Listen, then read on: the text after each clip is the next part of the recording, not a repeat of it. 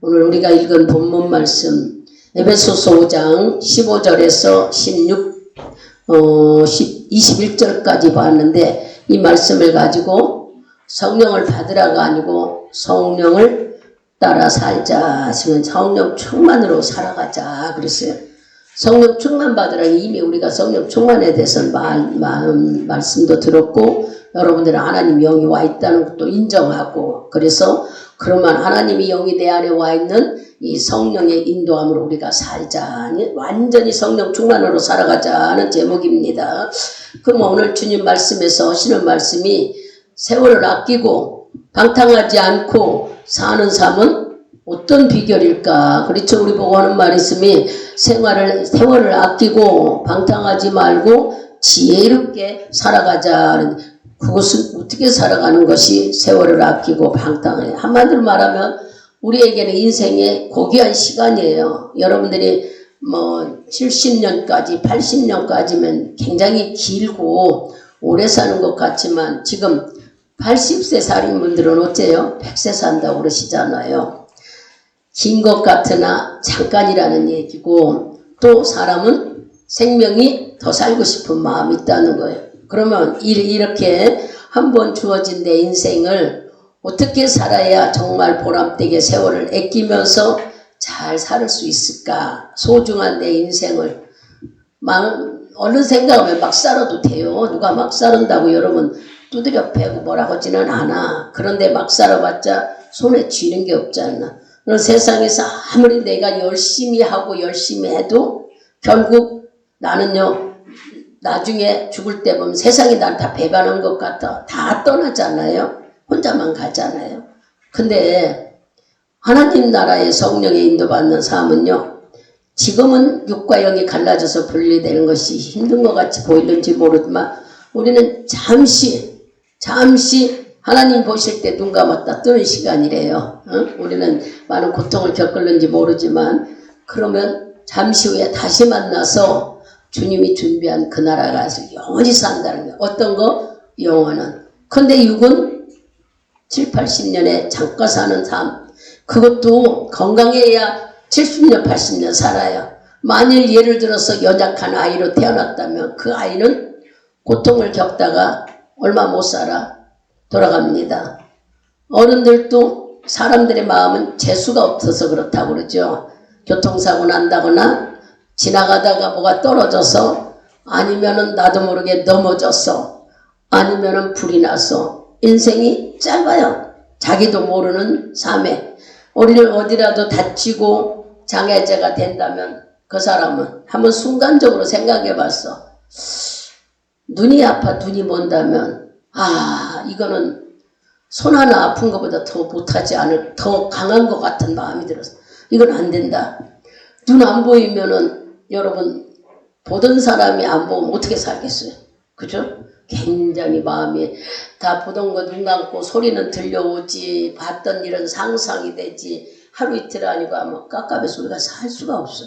결국 이 사람은 세상 말로 말하면 미치겠죠. 못 보니까는 막 환장한다고 할까, 막 안 보이니까. 그러나 눈은 우리 인유적으로 사람의 방법으로 해결할 수가 없잖아. 눈이 멀게 되면. 한번 우리가 상상해봐요. 그러니 이렇게 눈이 얼마나 소중한 건지 몰라. 그리고 손도, 여러분 손가락 하나만 없어도 부자연스럽고 힘들어. 그래서 이런 것들을 어떻게 이렇게 하나님은 오밀조밀하게 만들어서 흙으로 우리를 움직이는 사람이 되게 했을까 생각해보면은, 참 여러분들이 그냥 무심코 넘어가니까 그렇지, 하나님 안에서 조금만 기울여 생각하면은 우리가 세상이 이렇게 살면 안 된다는 마음이 들어요. 왜냐? 내 영혼이 하나님 앞에 갈 영혼인데 죄짓고 하나님 앞에 막혀서 아무것도 하지 못해 세월만 허비해요. 간다고 생각하면 이 말도 안 돼. 그래서 하나님은 우리에게 성경에 뭐라고 했냐면은 세월을 허비하지 말라는 뜻을 술 취하지 말라고 그랬어요. 술에 취해 살지 말아라. 왜 술 취하는? 술 먹지 말라는 뜻이 아니에요. 세상을 좋아하지 말라는 거예요. 정욕과 욕심과 욕망과 오직 그 속에서 빠져서 세상 가는 줄도 모르게 살지 말으라 그러는 거예요. 술에 취하면 사람들이 시간 가는 줄을 모른대요. 시간 가는 줄을 모르고 앞에 어떤 일이 있는 걸 뭐냐면 내 정신을 술에 뺏겨가지고 그러니까 시간 가는 줄을 모른다는 거야. 우리가 술에 먹으면 이런 것처럼 세상에 취하고 세상에 나쁜 거에 빠지면은 어떻게 돌아가는지를 모른다는 거야. 한 가지에 우리가 몰두하면 거기에 빠져가지고 다른 거를 모른다. 이게 바로 세상을 허비하지 말라고 우리에게 알려주는 거예요. 너는 술 취한 삶을 살지 말아라. 세상에 취하고 정력에 취하고 네가 욕심에 취해서 살지 말아라. 악에 취해서 살지 말아라 그러는 거예요. 사람들은요. 정말 우리는 여러분들이 예수 믿는 거 가볍게 여기는지 모르나 우리가 예수 안에 있고 누구를 통해서든지 복음이 증거돼야 하나님을 믿는 자리에 있다는 것은 말씀을 듣고 깨달으면 대단한 축복받은 자리인데 이걸 모르는 사람들은 깨닫지를 못하는 거예요. 이 깊이를 알면은 저렇게 세상에서 허무하게 시간 때우면서 세월을 막 그렇게 보내겠어요? 그래서 뭐 사람들은 나이 먹으면 여행을 다닌다고 그럼 여행 다니면 느끼는 게 뭐냐 물어보니까 사람들은 누가 이 세상을 이렇게 좋게 만들었을까래. 다 사람들이 얘기가. 그래서 사람이 이렇게 하나님이 지어놓은 걸 보고 느끼고 깨달아서 하나님 앞에 돌아오는 사람도 되게 많다는 거예요. 모르고 인생을 방탕하고 살다가 내가 이렇게 살다가 되겠는가 하는 것을 깨달아지는 것은 자기는 열심히 육신에 돈만 벌고 살다가 이제는 좀 여행 좀 하자 하고 다니다 보니까 이렇게 바닷속에 있는 섬의 돌들이 너무 이쁘더라는 거예요.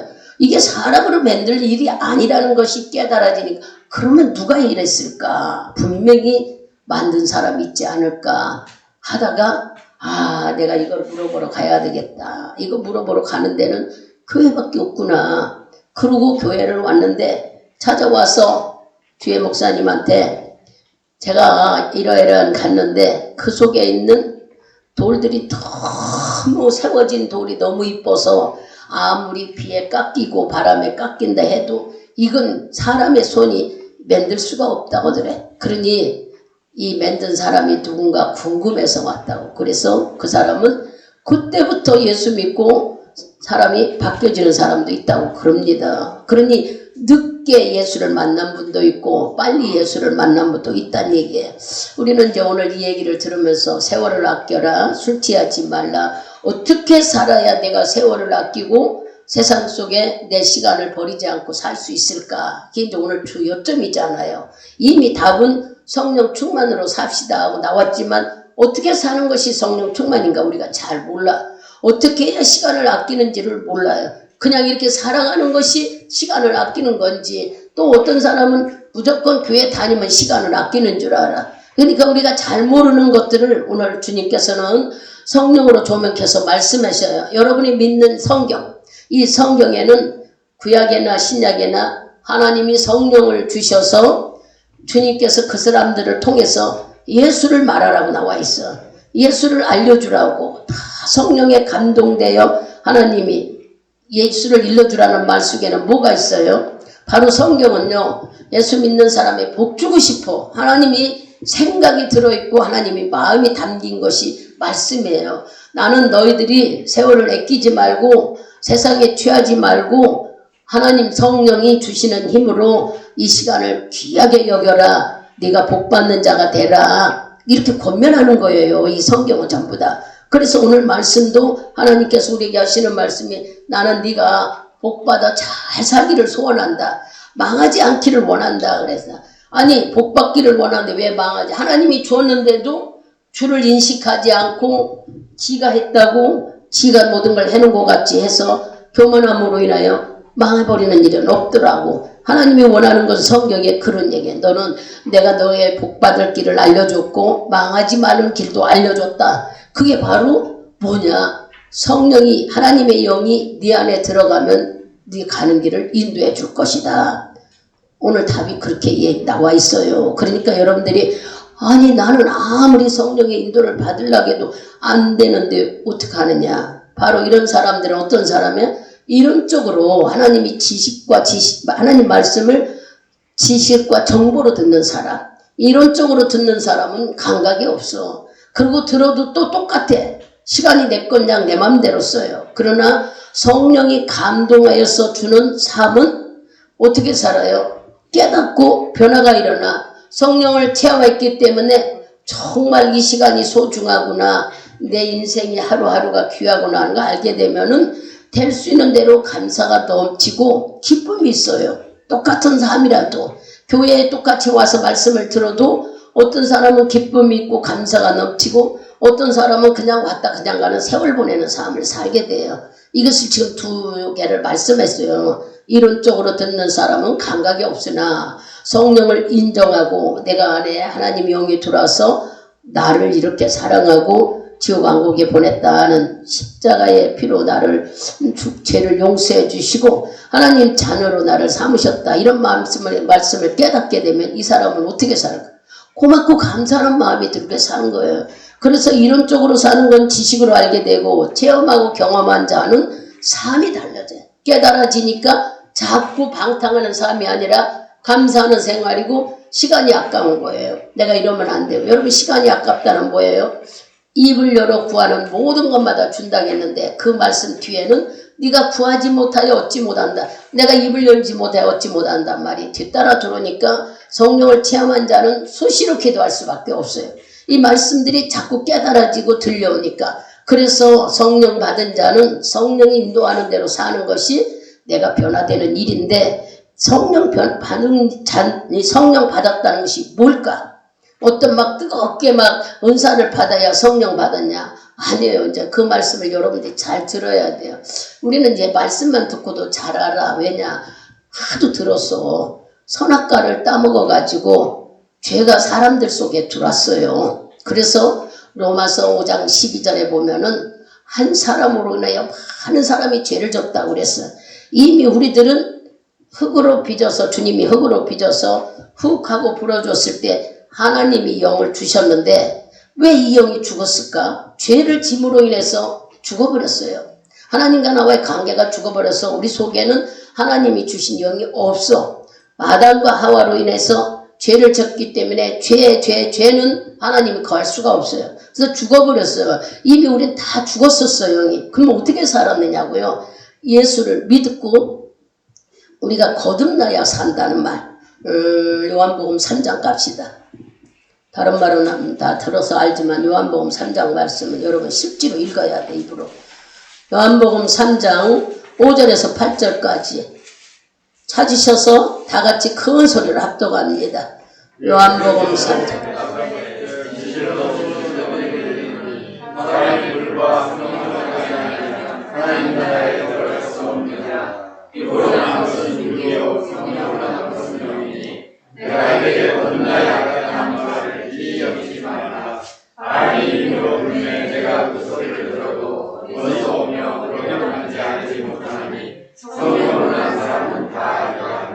아멘. 이 말씀을 쭉 읽다 보면은 누가 그랬어요? 디모데라는 사람이 예수님이 거듭나야 되니까 그럼 내가 엄마 속에 들어가서 다시 나와야 됩니까? 하는 말씀을 우리가 읽었죠. 이와 같이 거듭난다는 것은 다시 태어난다는 거예요. 이미 우리가 죄 속에 있기 때문에 영이 죽었는데 예수를 믿고 죄를 고백한 자에게는 예수로 인하여 다시 태어난다는 얘기야. 우리가 그래서 고린도후서 5장 17절도 찾아보세요. 5장 17절을 큰 소리 읽어보십시오. 아멘. 어디에 있으면 새로운 피조물이라 예수 안에 있으면 여러분들이 예수를 받아들였어. 믿는다고 고백을 했는데 믿는다고 고백할 때 내가 주님을 몰랐군요. 우리 입으로 나와요. 그래서 여러분들이 예수를 받아들이고 내 죄를 깨닫고 믿는다고 고백하면 우리는 다시 태어난 사람이라고 그랬어요. 거듭난다, 중생한다 그런 뜻이에요. 죽었다가 다시 태어나는 것이 아니라 영이 이미 죽었었는데 뭐 때문에?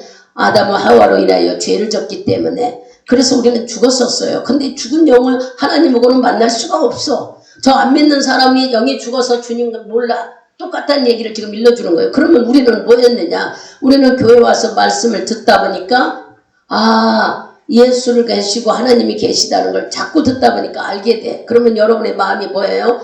침례를 받아. 나는 예수를 믿겠다. 예수를 믿고 나는 이미 죽고 살아나겠다. 이제 말씀을 듣다 보면은 주님이 주시는 나와 연합하는 과정이 침례예요. 우리 다 받았잖아요. 나의 육은 죽고 영은 살아났다고. 그런 침례 받아야 그 행위가 거듭나는 게 아니라 예수를 믿고 죄를 회개하는 것이 내가 다시 태어나는 거예요. 하나님, 내가 주님을 몰라서 주님이 계신 것을 이제 믿었습니다 할 때 우리는 뭐 한다고요? 죽은 내 영이 살아난다. 하나님이 내 영을 살려준다. 영이 살아있어야 주의 말씀이 들어오지. 영이 죽어있으면 아무리 말해도 안 들어와서 저 사람들한테 하나님 얘기하면 너나 잘 믿으라고 안 믿. 왜냐? 영이 죽어있어서 주의 음성이 안 들립니다.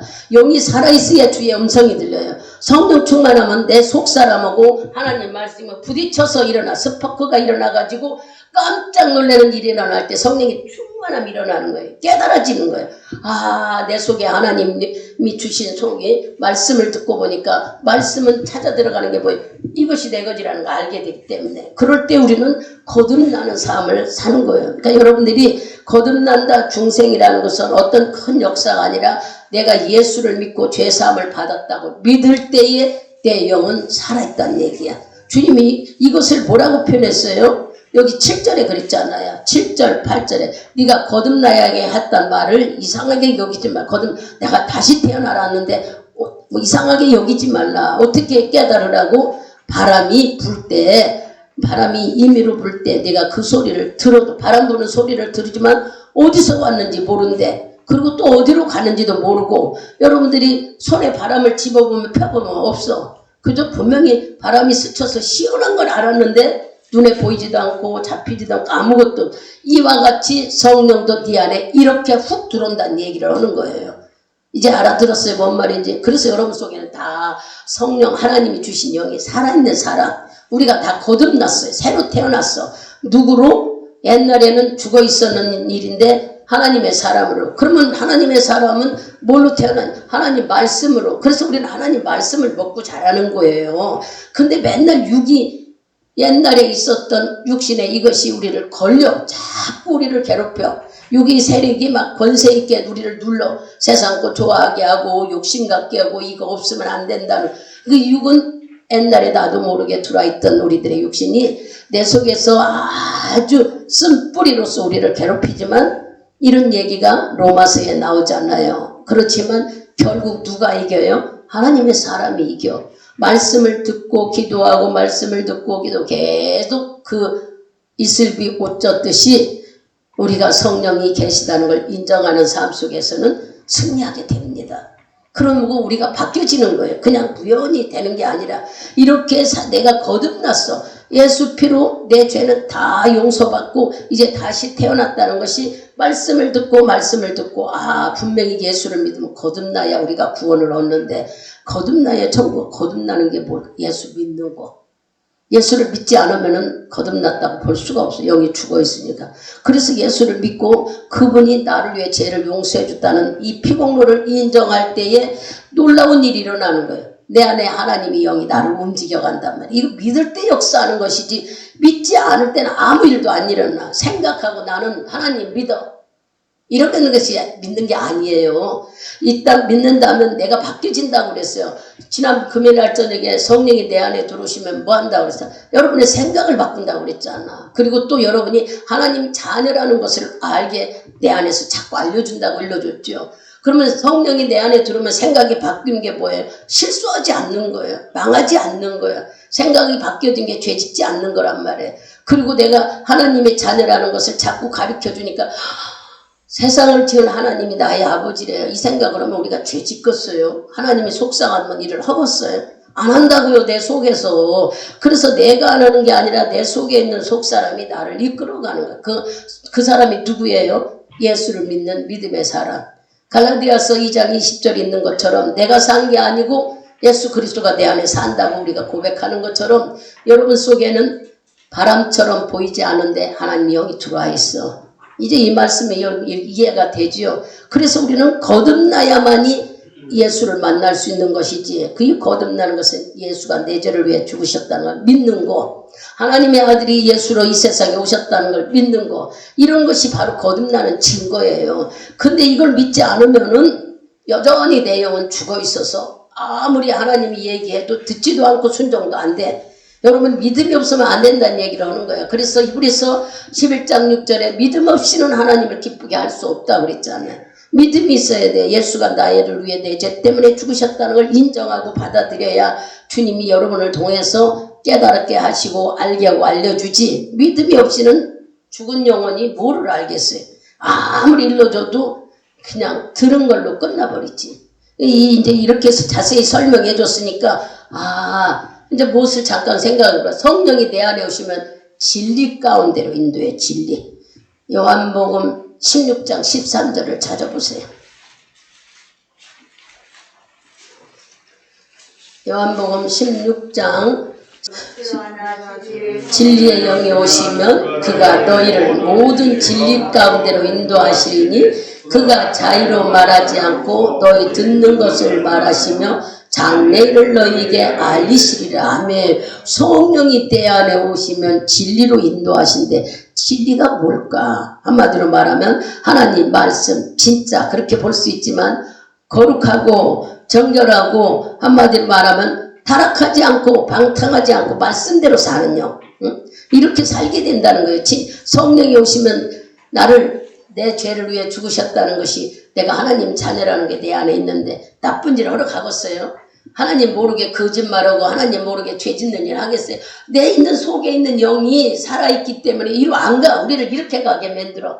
그런다니까 자꾸 여러분들이. 그래서 기도하러 오게 하고 예배드리게 하고 나오게 하는 것이지, 여러분의 힘으로는 여기 올 수가 없어. 우리 육체는 죽어있기 때문에 절대 교회 못 옵니다. 성령이 움직여 주셔야 여러분들이 교회에 올 수 있는 거예요. 그런데 저 안 믿는 사람 봐봐요. 영이 죽어 있으니까, 속에 있는 그 영이 하나님을 모르니까 아무리 전도해도 믿지도 않고 말이 움직이지도 않고 강팍해서 수없이 기도하고 전도해줘도 안 들어. 그 열려줘야만, 하나님이 열려줘야만 그들의 마음이 움직이는 거예요. 그러니 내 안에 있는 성령님이 내 안에 오셔서 성전 삼고, 고린도전서 3장 16절 17절 읽어봅시다. 고린도전서 3장. 네, 크게 읽어요. 너희가 하나님의 성전인 것과 하나님의 성전인 너희를 도와준 것을 알지 못하느냐. 누구든지 하나님의 성전을 더럽히면 하나님이 그 사람을 멸하시리라. 하나님의 성전은 거룩하니 여호와가 거룩합니다. 아멘. 여러분들이 이 말씀을 들으면 내가 언제 성전을 줬어 그러겠지만, 하나님이 영이 내 안에 들어오면은 여기가 누가 있다고 믿어요? 하나님이 계시다고 믿잖아요. 예배드린 곳에 하나님이, 우리도 우리 마음속에 성령은 내 안에 영으로 들어오셔서 내 집을, 여러분의 몸을 하나님이 집으로 삼고 성전을 하고 여기 계시기를 원한다는 거예요. 근데 우리가 이분을 인정할 적마다 이분이 살아있다, 나 여기 있다 하고 보여주지만 생각이나 삶이나 모든 것이 변화가 일어나지만, 이거를 인정하지 않으면은 성령이 계시다, 하나님의 영이 계시다 인정하면 아무 역사가 일어나지 않아요. 여기 지금 그런 얘기를 하는 거예요. 성령은 우리 안에 성령 삼고 오셔가지고 우리를 기쁘게 해드려요. 그럼 이분은 뭐 하고 있어요? 혈기도 고집도 우리 못된 성격도 막 자꾸 끄집어내서 버리게 해. 그게 여러분들이 기도할 때, 아버지 내가 고집이 너무 세요, 아버지 내가 왜 이렇게 혈기를 부리는지 모르겠어요. 이게 다 속에서 성령이 끄집어내는 거예요. 그 예수 믿으면은 바뀌어진다는 얘기가, 내가 바뀌어지는 게 아니라 내 속에 있는 성령이 혈기나 급한 성격이나 여러분의 고집이나 못된 악한 마음이 자꾸 여기서 없애게 해줘요. 그래서 여러분들은 잘 모르는지 모르나, 내가 처음 예수 믿어 왔을 때는 내 고집이 막 100%였어. 근데 지금은 주 안에 있다 보니까 자꾸 주님이 깎아가고 뭘로요? 내 안에 성령이 나를 움직여서 토해내게 하고 또 기도하게 하고, 여기서 막 할 때 아멘 할 때도 나가고, 그래서 깎아지면서 아마 우리들 삶 속에는 조금 남은 사람도 있을 거고 반 남은 사람도 있을 거고 아예 없는 사람도 있고 그렇겠죠. 육신을 가진 우리에게는 아직과 고집이 남아있는 이 육신의 권세가 우리를 붙잡고 있는 것이 있습니다. 그래서 이것을 쉽게 버리지는 못하지만 물이 정화돼서 우리 입으로 들었듯이 우리가 비를 또 맞고 이슬비를 또 맞고 또 맞고 이게 무슨 말씀을 또 듣고 기도하고 찬양하다 보면은 우리가 씻어진다고 그랬어. 여기 고린도전서 에베소서 5장 봐봐요. 읽고 가야 되겠죠. 지금 말씀하다 생각해. 에베소서 5장 26절을 읽어보세요. 누가 크게 읽어봐요. 이는 곧 물로 씻어 말씀으로 깨끗하게 하사 거룩하게 하시고 아멘. 여기 이는 곧 물로 씻어 말씀으로 깨끗하게 하사 우리가 깨끗하게 거룩해야 되는데 아니 내가 어떻게 물로 여러분들이 무슨 음식을 씻을 때 물로 깨끗해지지요. 그래서 물로 씻어 하는 것은 물은 무엇을 상징해요? 말씀을 상징해. 말씀 여기 나오잖아. 물로 씻어 말씀으로 하고 지금 말씀이 들어가면서 우리는 자꾸 아 이거 버려야지 회개해야지 이거 버려 이러면서 우리는 깨끗해진다는 거예요. 여러분들이 막 깨끗해져야지가 아니라 내가 말씀을 들으면서 이렇게 성경이 다 나와 있어요. 그래서 말씀을 들으면서 우리는 자꾸 정결해지는 삶을 사는 거예요. 성전이 내 안에 계시면서 이렇게 옛날에 고집부리고 정욕적이고 혈기적이고 못된 했던 것들이 자기도 모르는 사이에 소욕도 정욕도 자꾸 고쳐져서 나를 하나님의 사람으로 만들어가요. 이것을 거룩하게 우리를 만들어간다. 그러다 보니까 아 내가 복이 뭔지 은혜가 뭔지를 알게 되는 거예요. 나 변하는 것을 알면서 여러분들이 교회 안에 있으면은 내가 막 어떻게 뜨겁게 어떤 행위가 한 게 아니라 말씀을 듣고 찬양하며 비에 나가서 비 안 오는 것 같이 이슬 비쳤으면 나중에 보면 옷이 축축하게 젖는 것처럼 우리들이 말씀 안에서 이렇게 듣고 하다 보면은 거룩하고 정결하게 된다는 거예요. 그러니 붙어 있기만 해도 대단한 축복이에요. 여기 있다는 자체만도. 근데 이제 하나님이 우리에게 또 단서가 붙어. 마태복음 13장인가요? 12장인가? 한번 가보세요. 우리가 잘 아는 말씀. 이 말씀 들으면 막 마음이 오싹해지잖아요. 어떻게 살으라고 이러나 막 그런 말이 들잖아요. 12장 31절하고 32절 크게 읽습니다. 사람의 모든 죄와 해방은 사심을 얻되 성령을 해방하는 것은 사심을 얻지 못하겠고 또 누구든지 말로 인자를 거역하면 사심을 얻되 누구든지 말로 성령을 거역하면 이 세상과 오는 세상에도 사심을 얻지 못하리라. 이게 무슨 말씀인가. 그러나 어쨌든 성령 해방하면 용서도 못 받고 사함식도 해주지도 않는다는 이 말 들으면 무섭잖아요. 이게 무슨 말씀이에요? 우리 속에 아까 말했죠. 하나님이 영이 들어와 있다고 그랬잖아요. 이 영이 하나님 영이 내 안에 있는데 나를 감동시키는데 내가 고집을 부려. 아유 욕심이 피곤해 오늘 가기 싫어. 아, 오늘 하루 빠지면 이거 성령 해방자라는 거야. 여기 잘 들어보셔봐.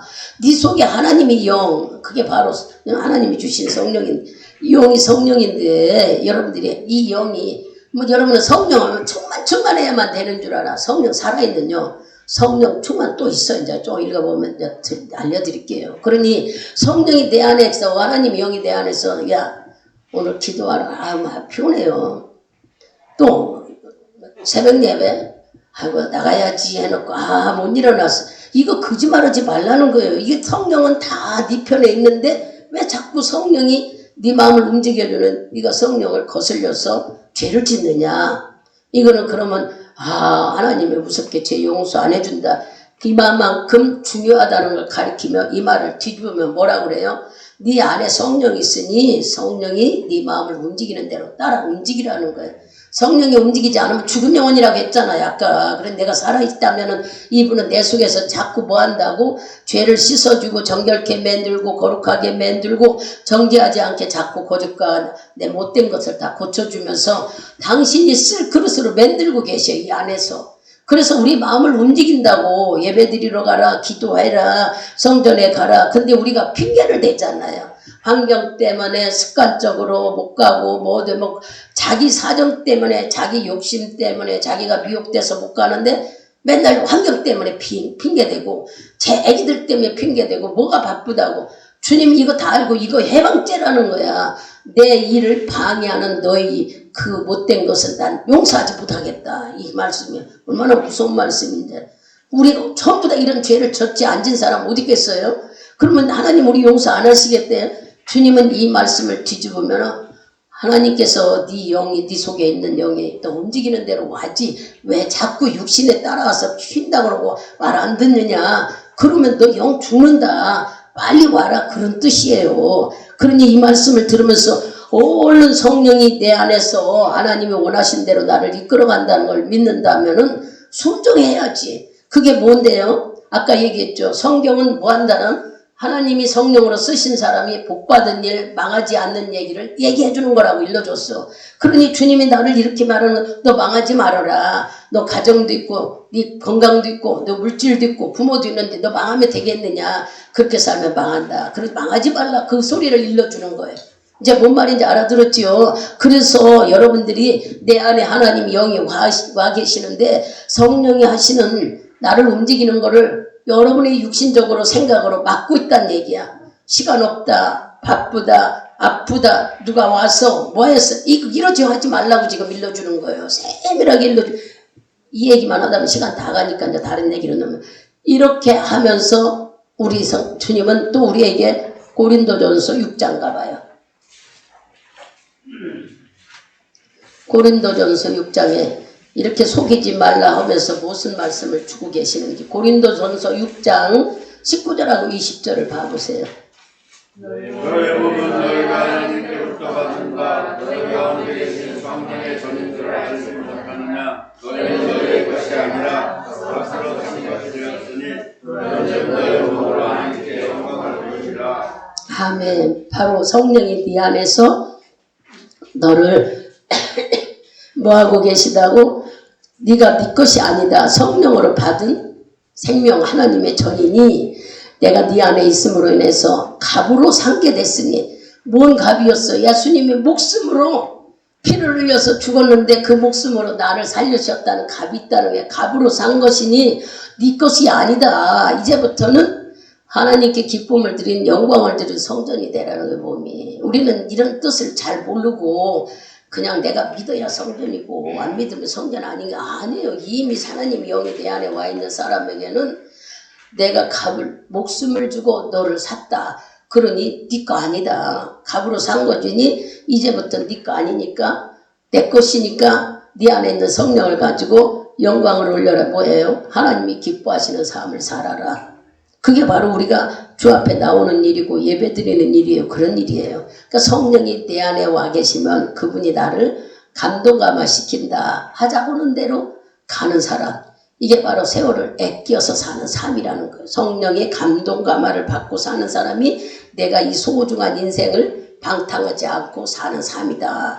근데 아무나 이렇게 우리가 이대로 이렇게 살기만 한다면 얼마나 좋겠어요. 그러나 우리는 자꾸 뭐예요? 나도 모르게 육신에 넘어진다는 얘기를 아까 했잖아요. 그럴 적마다 육은 세상에서 책임지지 않아. 여러분들이 아무리 뭐해도 돈 하나도 없다고 아니 어떻게 하다 다 써가지고 돈이 잃어버렸는데 세상에서 돈 없다고 불쌍하다고 책임져줘요? 안 해줘요. 근데 하나님의 영은요. 여러분 속에서 여러분들이 죄짓지 않게 봐가지고 혹시나 잘못해서 망했으면 기도하면 도와줘요. 이걸 알아야 돼요. 아니 우리가 죄를 지고 망했는데 왜 기도하면 하나님이 성령의 사람 즉 내가 네 성전에가 너는 내 것이고 값으로 샀기 때문에 주님 망하게 놔두지 않겠다는 거예요.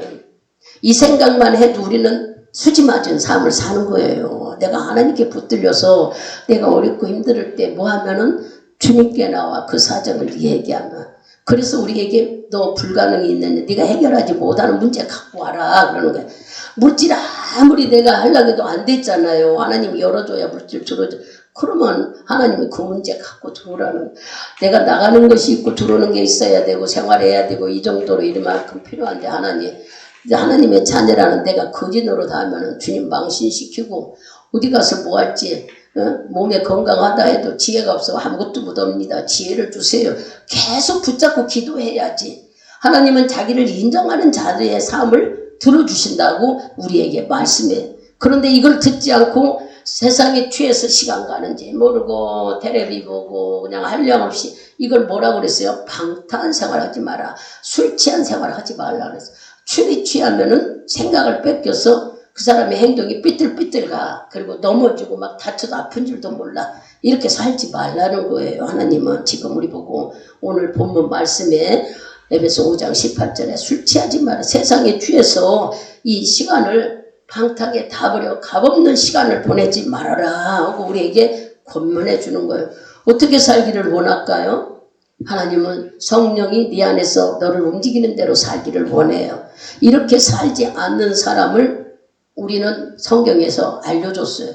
여러분이 잘 아는 가룟 유다, 예수님의 12 제자 중에 한 사람. 이 사람이 처음에는 이 사람 쫓아다니면, 예수 쫓아다니면 나 한 자리 주겠구나 하고 쫓아다녔는데 예수님이 그만 잡혀가기 전이었지만 맨 좋은 얘기, 영혼 살리는 얘기만 하고 정치 얘기는 하나도 안 하네. 쉽게 말하면 대통령이 됐으면 좋겠는데 로마 정치 속에 벗어나게끔 권세 있게 해줬으면 좋겠는데 그거를 안 하고 늘 뭔 일 했어요? 영혼 살리는 일인데 가룟 유다는 이걸 알지를 못하잖아요. 육신적인만 일. 내 욕심이 채워지지 않으니까 그만 돈에 대한 욕심 때문에 예수를 팔아버렸어.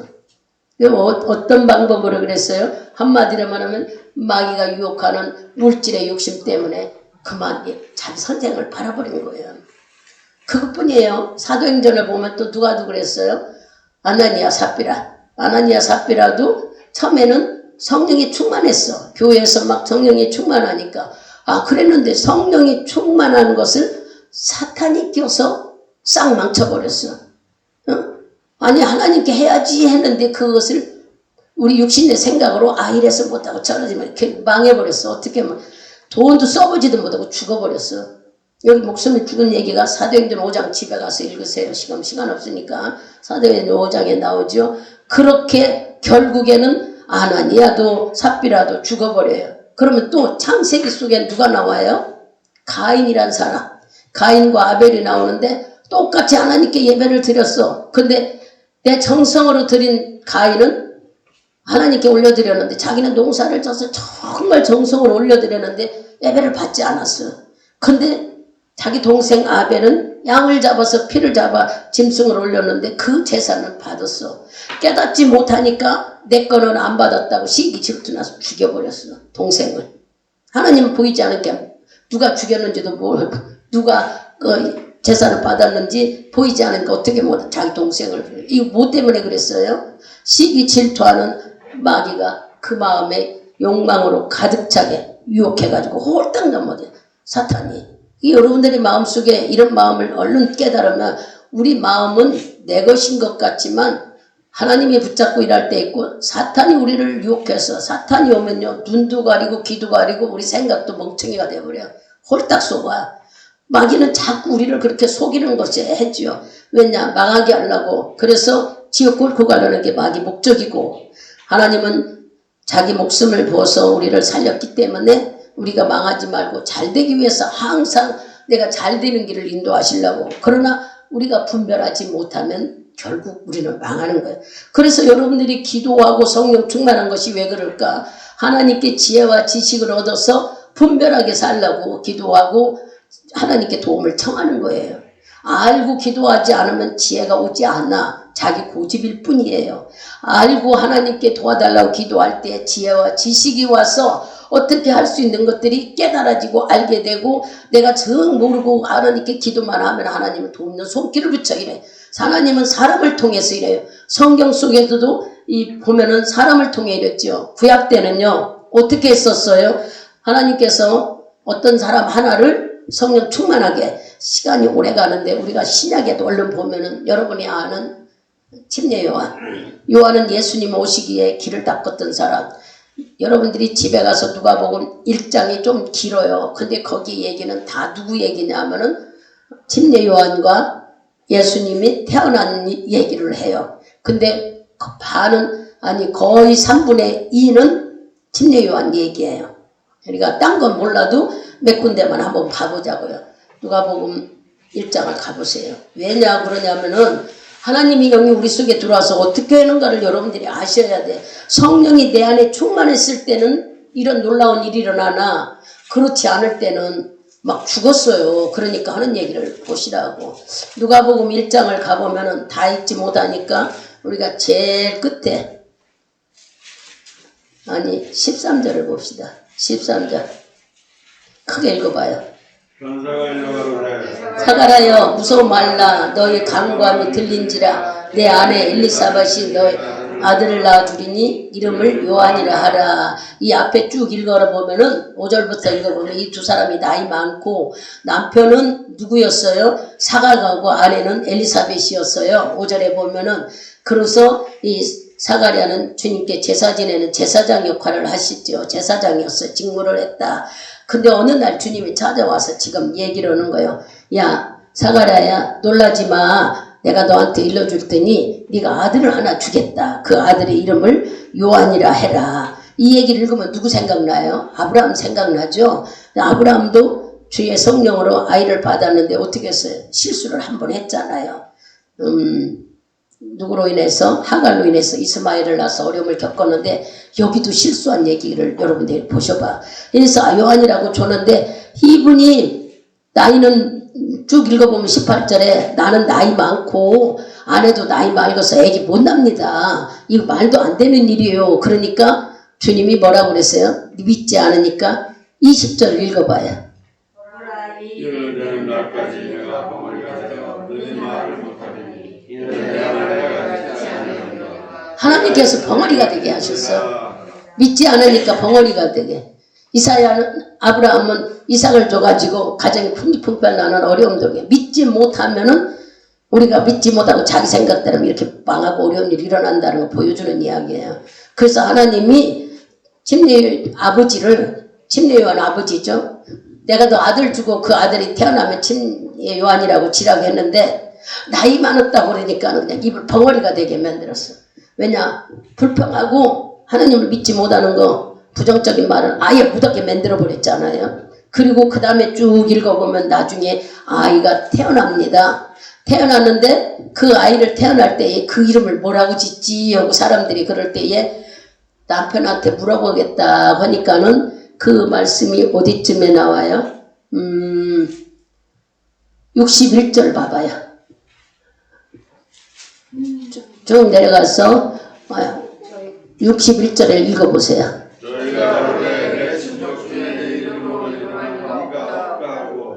또 계속 읽어요. 저가 석판을 달라하여 그 이름을 요한이라 쓰매 다 기이 여기더라. 이에 그 입이 열리고 혀가 풀리며 말을 하며 하나님을 찬송하니라. 아이 태어났고 아이 이름을 요한이라고 하니까 주님의 말씀에 순종하니까 싹 치료가 된 얘기가 나오죠. 이렇게 성경 속에는 바로 성령이 충만하게 임하여서 그분이 하시는 일이 사람을 통해 이루어진 이야기가 충만하게 나와요. 우리가 읽어보면 여기 침례 요한도 그랬고 또 물론 아브라함에 대해서 너무 잘 알고 또 누구도 그랬어요.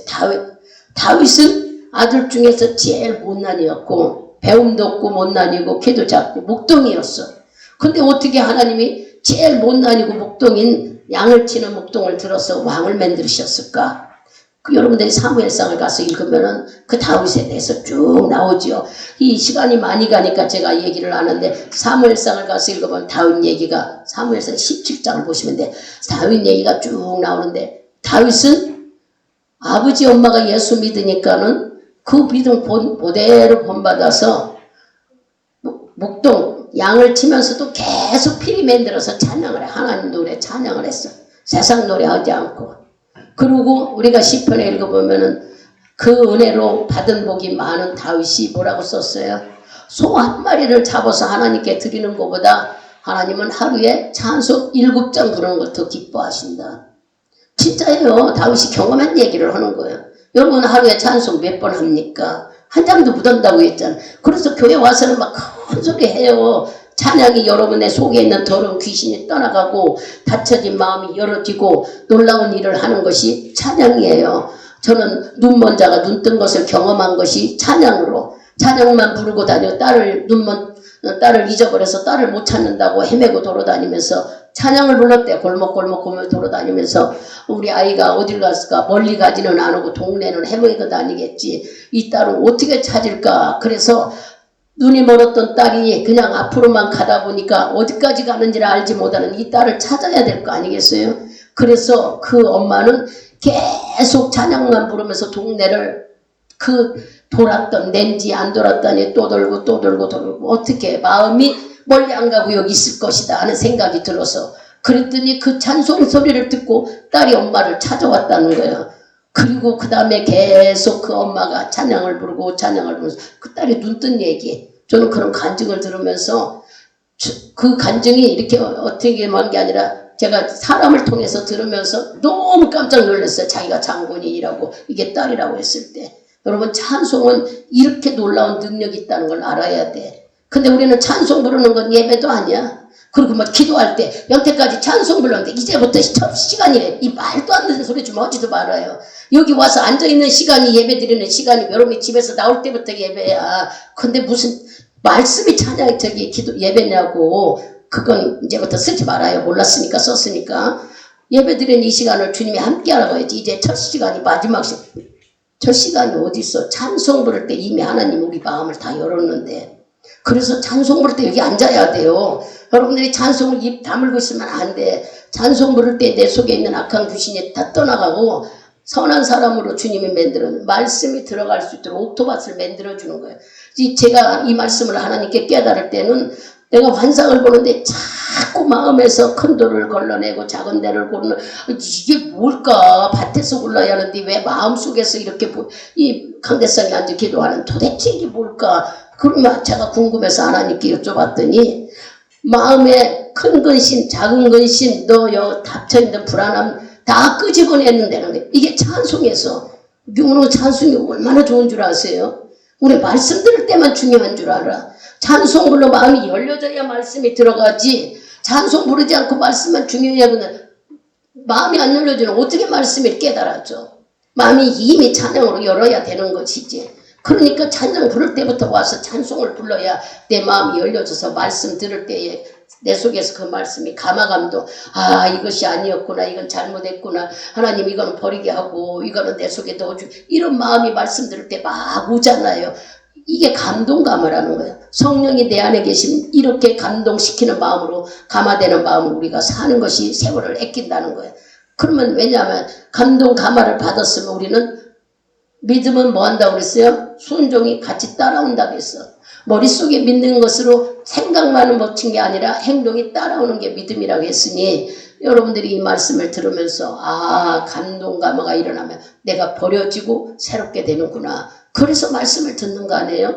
말씀을 왜 듣겠어요? 깨달아 버리려고 깨달아 내 거 만들려고 그게 말씀 듣는 설교 듣는 시간이잖아요. 그러니 여러분들이 이런 말씀을 들으면서 아하 알고 보니까는 말씀이 성령이 내 안에 함께 계신 사람에게는 성령의 역사가 일어나서 저 다윗도 비록 목동이었지만 계속 찬양 부르고 하다 보니까 그 찬양 속에 주님이 함께 하심을 체험하고 경험하지요. 다윗이. 그래서 그는 늘 성령 충만한 삶을 성령의 인도함을 산 것을 우리가 시편을 보면서 다윗이 쓴 말씀을 보면서 느끼고 깨달을 수가 있어요. 주님과 함께 했다는 것을. 그러니 여러분들이 이 말씀을 읽으면서 찬양이 이렇게 중요하구나 깨달으라고 좀 일러주는 거예요. 다윗이 자기 고백을 했잖아. 소 한 마리를 잡아요. 소는 지금은 10,000,000원도 넘는다지요. 옛날에는 얼마 했는지 그건 모릅니다만 그러나 다윗 시대 때 소 한 마리를 잡아서 부자들은 좋은 짐승을 올렸고 없는 사람은 새를 올리고 그랬다는 구약 때 말씀을 우리가 들어서 알잖아요. 근데 소를 한 마리 잡아 올리면 하나님이 기뻐하겠지. 아니라는 거예요. 소 한 마리보다 뭐를 더 기뻐하더라? 찬양을 더 기뻐하더라. 찬양은 하나님께 영광 올려드리는 주님이 계십니다. 주님은 이런 분입니다 하고 믿음을 올려드리는 우리들의 마음에 노래에 고백이 들어있는 거죠. 노래 가사에. 그러니 주님이 이렇게 좋아한다는데 여러분들이 찬양을 중요 여기라고 수없이 해도 찬양 끝나면 들어오네. 말씀만 중요 여기려고. 안 된다고요. 또 집에서도 찬양을 못 부르잖아요. 우리가 뭐 어쩌다 우물쭈물하고 큰 소리로 부르짖지도 못하잖아. 그러니 교회 와서 찬양 시간에 딴 건 못해도 찬양만 해도 내 마음이 바뀌어져요. 자꾸 뜨거워지고 기쁘고 감사해지고 나도 모르는 믿음이 만들어져. 그러니까 오늘 이 말씀을 들으면서 비록 목동이었는데 양치는 아주 사람이 치겁지도 않은 사람이었는데 어떻게 이렇게 하나님이 충만하게 왕으로 세웠을까? 다시 말하면 성령이 충만하여 성령이 지시한 대로 살으니까 하나님이 다윗을 통해 하나님이 뜻을 이뤘어요. 하나님은 아까 우리에게 뭐라고 그랬어요? 복 주기를 원해 네가 복받아 누리고 사는 것이 소원이시고 망하지 않는 게 소원이라고 이 얘기가 성경에 다 써있다고 그랬죠. 그래서 다윗을 이렇게 자꾸 내 안에 있는 영의 찬양하게 하는 그 음성에 따라서 충만하게 찬송을 많이 부르고 하나님을 좋아하고 하나님을 믿고 인정하고 어느 것을 봐서 알 수 있어요. 찬양을 많이 해서만 본 게 아니라 사울이라는 왕이 자기를 계속 괴롭히고 하지도 않은데 자기가 왕이 되려고 한다고 하면서 했어도 다윗이 죽을 뻔했던 기회를 몇 번 줬어. 그 사람을 죽일 수 있는 기회를. 굴 속에 들어가는데 그 속에 바로 누가 있었어요? 저 그로 들어가니까 맨 끝에 속에 지금 다윗이 숨어있어. 사람들이 들어오니까 안 잡히려고 굴 속 끝에 들어갔어. 근데 사울이라는 사람은 끝에까지 안 들어오고 여기서 좀 쉬고 가자. 거기 들어가 있어. 다윗이 있다는 생각도 못하고 쉬고 가자 하고 굴 중간쯤 들어와서 지금 자리 피고 이제 누웠던 어쨌든 그런 일이 우리가 성경에 보면.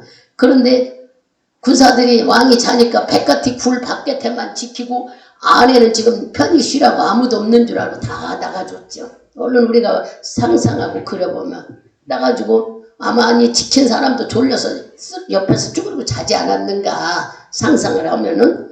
그러는데 다윗이 조용한 걸 보니까 잠이 든 거 코 고는 소리를 들었던 어쨌든 거기 심부름권 하나라도 너는 가봐라 했을 때 가보니까 다윗이 혼자만 숨었겠어요?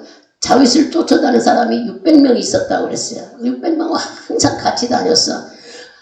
저 속에서 얼마나 훈련이 잘 됐으면 떠들지 않고 가만히 있었고 중간에 들은 사울은 잠이 들어서 나갈 때에 물병과 그거 가지고 있는 거 갖고 옷자락을 펴갖고 나갔잖아요. 밖에 있는 사람들은 이미 하고 나왔으니까 아무리 소리 지르고 뭐 해서도 아무 소용없어. 그 안에서 아무 일도 없이. 우리는 이런 말씀을 읽으면서 무슨 생각이 드냐면은 자기를 쫓아다니면서 맨날 죽이려고 그러고 자기를 괴롭히는 이 사울이 잠들었을 때 칼로 한 번만 찌르면 죽어. 근데 왜 안 죽였을까? 하나님이 살아있다는 걸 믿기 때문에.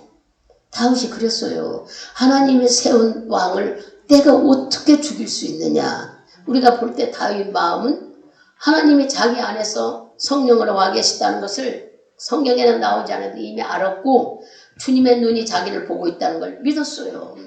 그러니까 그 사람을 죽이지 못했어. 그 옷자락만 긋고 와서 저 높은 데 올라가서 사울 왕이여 보시오, 내가 당신을 죽일 수 있는 기회가 있지만 이렇게 자르고 왔다고 얘기를 하니까 사울이 뭐라고 그랬어요?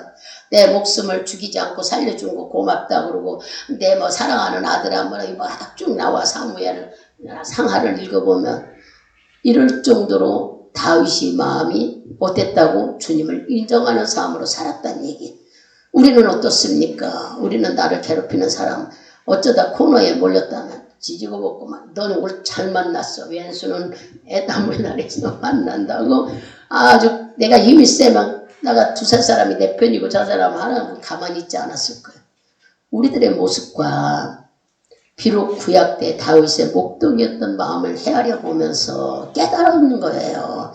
우리는 그렇게 하지는 못해도 성경에 나오는 하나님이 썼던 사람들은 다 성령 충만해서 하나님이 잠깐 썼어요. 근데 지금 우리는 어떻습니까? 지금 우리는요, 예수가 나를 위해 대신 내 죄를 용서해 주셨어. 그래서 우리는 하나님 자녀 삼아줬어. 물론 우리가 생각할 때 그때는 잠깐 충만하게 쓰셨지만 지금은 나를 자녀 삼아주셔. 죄 나라 갈 때까지 이분이 지키고 인도해 주셔. 그리고 죄도 용서해 줬어요. 여러분 죄 용서받았다고 생각하면은 나는 죄 때문에 질병이 오고 죄 때문에 문제가 오고 죄 때문에 고통받는데 예수가 이 모든 것을 해결해 줬다고 생각할 때 고맙고 감사하지 않겠어요? 이렇게 바뀌어진다는 얘기예요, 우리가. 그러니 내 안에 성전으로 와 계신 이분의 말씀을 순종해서 여러분들이 살기만 한다면 우리는 술 취하고 방탕하는 게 아니라 뭐하고 산다고요? 하나님과 기쁨 가지고 살아요. 죄를 알아야 회개한다는 말씀 속에서 여러분에게 시편 51편 50절을 여러분에게 말씀했어요. 50절인가요? 뭐를 얘기했어요? 51편 한번 가봅시다. 51편인지 5절인지 제가 잘 읽고 가야 되겠는데 그냥 말씀을 하니까 헷갈리려고 하니까 짚고 넘어가면 이 말은요 다음엔 안 잊어버려요. 그래서 짚는 거예요. 헷갈리려고 할 때 얼른 찾아보면은 인정이 되지요. 51편 5절을 읽어보세요. 내가 죄악 중에 출생하였으며 모친이 대중에 나를 잉태하였나이다. 이렇게 내가 죄 안에 태어났기 때문에 자기 속에 죄가 있다는 것을, 근성이 있다는 것을 다윗은 깨닫고 한 것처럼, 또 우리가 이 말씀을 듣고 한 것처럼 오늘 물과 성령으로 거듭나라는 요한복음 3장 5절을 우리가 읽었어요.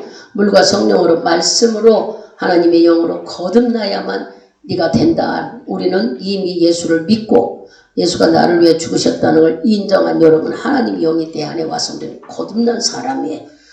중생한 사람들입니다. 그리고 내 안에 하나님의 영이 와 계셔요.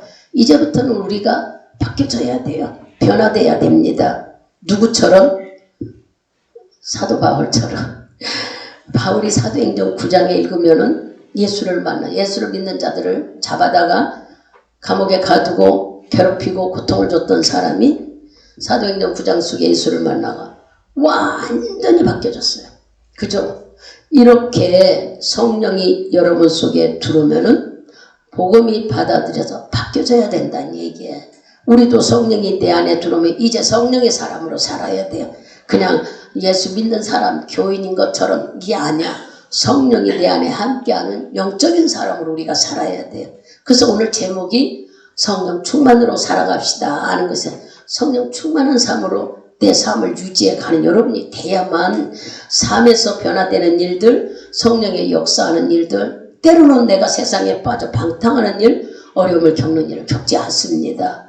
성령이 내 안에 계신 것을 인정하시고 나는 육의 사람이 아니라 영적인 하나님의 사람, 성령이 내 안에 계시니 이분이 기뻐하도록 충만해야 되겠구나.